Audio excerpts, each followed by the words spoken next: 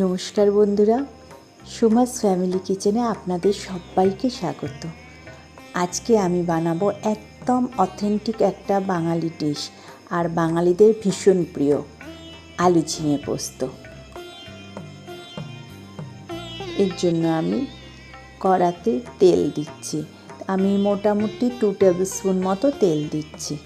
আমি rice bran oil use করছি, আপনারা চাইলে অন্য যে কোনো তেল ইউজ করতে পারেন। এবার মধ্যে একটু নুন দিয়ে নিলাম।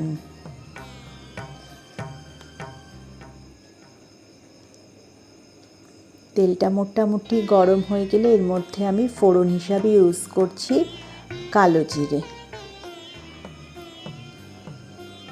কালো জিরেটা একটু পুড়িয়ে নেব, কারণ কাঁচা কালো জিরের না গন্ধটা একদম ভালো লাগে না মুখে যখন এটা পড়ে খাওয়ার সময়।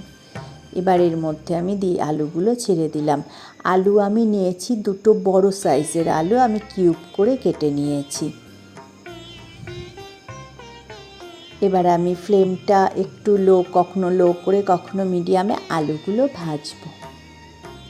আচ্ছা, একটা কথা বলি, নতুন বন্ধুদের উদ্দেশ্যে একটা রিকোয়েস্ট রইল, আমার চ্যানেলটা একটু সাবস্ক্রাইব করে নেবেন আর পাশে থাকা বেল আইকনটা প্রেস করে নেবেন, যাতে নতুন ভিডিও আপলোড করলেই সঙ্গে সঙ্গে নোটিফিকেশান আপনারা পেয়ে যান। আচ্ছা, আলুটা না আমার হাফ ডান হয়ে গেছে, মানে 50% সফট হয়েই গেছে। এবার আমি এর মধ্যে ঝিঙেগুলো দিয়ে দিলাম। ঝিঙে আমি নিয়েছি 3টে মিডিয়াম সাইজের ঝিঙে।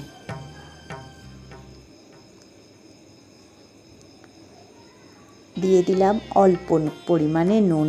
নুনটা একটু বুঝে দিচ্ছি, কারণ আমি প্রথমেই তেলের মধ্যে একটু নুন দিয়েছিলাম। এবার দেব আমি হলুদ। আর একটা কথা বলি, অনেকেই আছেন পোস্ততে হলুদটা দেন না, সেক্ষেত্রে হলুদটা আপনারা স্কিপ করে যেতে পারেন। দিলাম পোস্ত বাটা, আর কাঁচা লঙ্কাও আছে এর মধ্যে। পোস্ত নিয়েছি আমি 5 টেবিল স্পুন মতো, আর কাঁচা লঙ্কা দিয়েছি এটার বাটার মধ্যে, আমি কাঁচা লঙ্কা দিয়েছি 3টে। এবার সব একসাথে আমি খুব ভালোভাবে নাড়াচাড়া করব, একটু লো ফ্লেমেই করব। এবার বাটি ধোয়া জল অল্প পরিমাণেই দিলাম, আর কিন্তু আমি কোনো জল দেব না এর মধ্যে।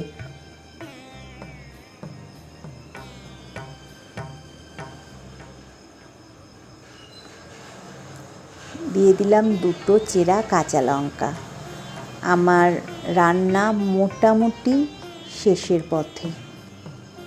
এবার নামানোর আগে একটু ওপর থেকে আমি সর্ষের তেল 1 টেবিল স্পুন, বলবো না আরও কম মতো পরিমাণে সর্ষের তেল আমি ওপরে দিয়ে দেব। দিয়ে একটু নাড়াচাড়া করব।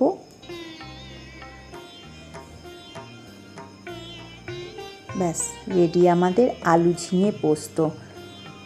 নিরামিষের দিন বলুন, আমিষের দিন বলুন, গরম ভাতের সাথে এর কোনো বিকল্প নেই।